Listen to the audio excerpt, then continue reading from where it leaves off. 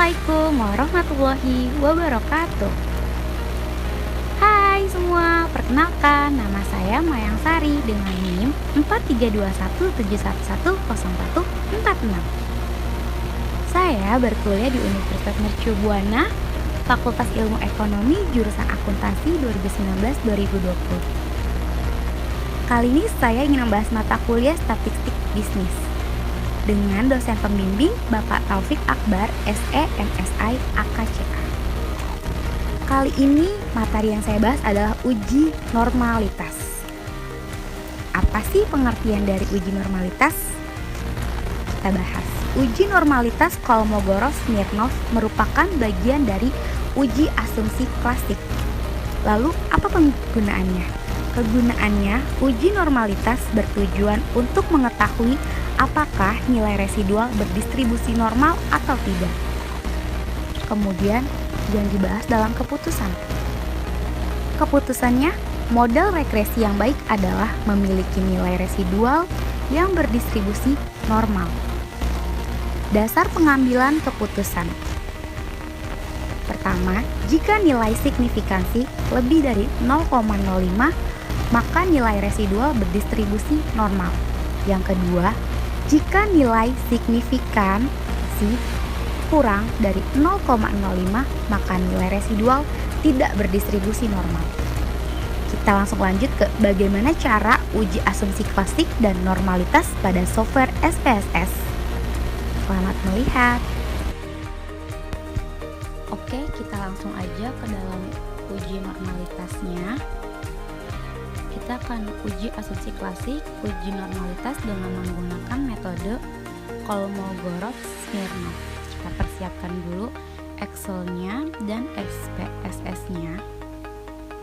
Ini berikut adalah data-data respondennya. Kita ke data view, pojok kiri bawah. Lalu kita copy data yang sudah kita isi, ada 60 sampel dari 2 variabel. Kita masukkan ke dalam SPSS.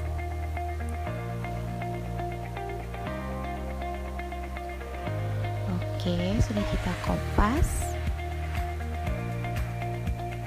Kemudian kita ke kolom name.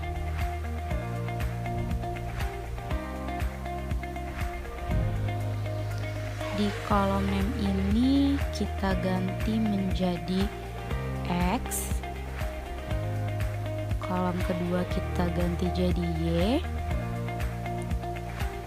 Kemudian di label X, kita lihat di Excel ini adalah X adalah usia. Kita masukkan usia. Kemudian di label Y berikut adalah tinggi badan. Untuk desimal kita masukkan jadi 0. Semua kita ganti jadi 0. Kemudian untuk measure kita ganti jadi scale. Jika sudah lakukan hal seperti ini, selanjutnya kembali ke data view. Dan sebelum kita mengetahui nilai signifikansi, kita harus mencari nilai residual. Dua variabel ini terlebih dahulu. Jadi untuk mengetahui nilai residualnya, mari pilih Analyze, Regression, kemudian pilih Linear. Setelah muncul TextDocs Linear Regression, kita pilih X untuk kita pindahkan ke independence, dan untuk Y tinggi badan kita pindahkan ke dependence. Jadi jangan sampai tertukar antara dependence dan independence. Kemudian kita klik save. Pada kolom save kita pilih unstandardized pada residuals. Jika di sini kita ingin mengetahui nilai residual terlebih dahulu, baru mengetahui nilai signifikansinya Kolmogorov-Smirnov. Nah, kalau sudah cek di residual unstandarized, kemudian kita klik continue, lalu OK. Nah, otomatis akan muncul jendela hasil seperti ini. Jendela ini kita close aja,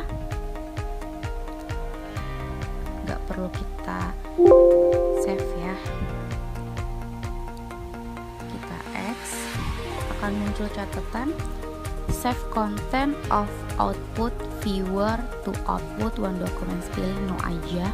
Jadi nggak usah di save file tersebut karena kita hanya membutuhkan nilai residualnya saja. Nah, setelah di OK, akan muncul kolom tersendiri di samping dua variabel tersebut yang bernamakan res1, atau ini adalah kolom residual. Kolom inilah yang akan kita gunakan untuk mencari nilai signifikasi menggunakan metode Kolmogorov-Smirnov. Karena nilai residualnya sudah didapatkan sekarang, saatnya kita menggunakan metode Kolmogorov-Smirnov. Bagaimana caranya? Ayo kita lanjutkan.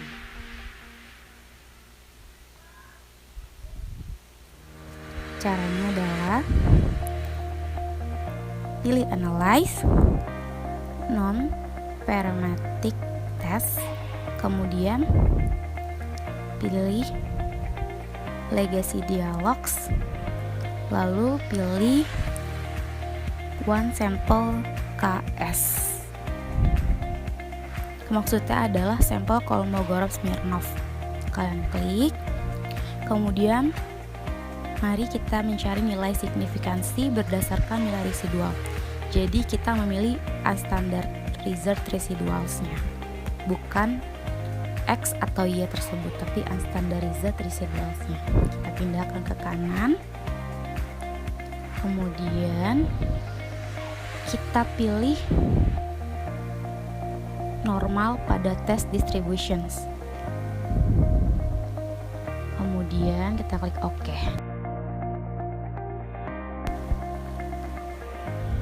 Nah, disinilah hasil dari pengujian menggunakan metode Kolmogorov-Smirnov. Bisa dilihat di sini ada tabel one sample Kolmogorov-Smirnov test.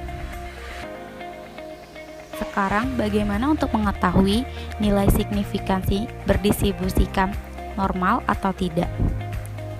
Kita bahas ke penjelasan awal.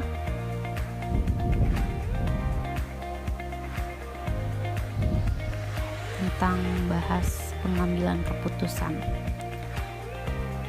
Oke, ini penjelasannya. Jika nilai signifikansi lebih dari 0,05, maka nilai residual berdistribusi normal. Dan jika nilai signifikansinya kurang dari 0,05, maka nilai residual tidak berdistribusi normal.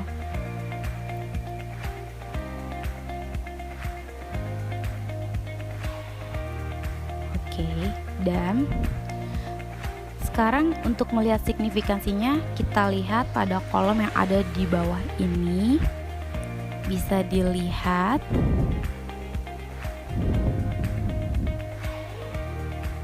hasilnya ini adalah 0,220 dan 0,220 itu lebih besar dari 0,05. Maka dapat dikatakan bahwa nilai residual dari dua variabel sebelumnya yang saya uji berdistribusi normal.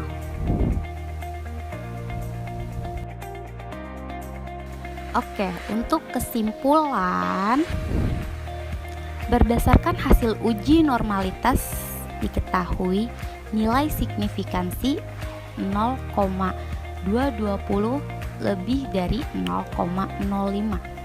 Maka dapat disimpulkan bahwa nilai residual berdistribusi normal.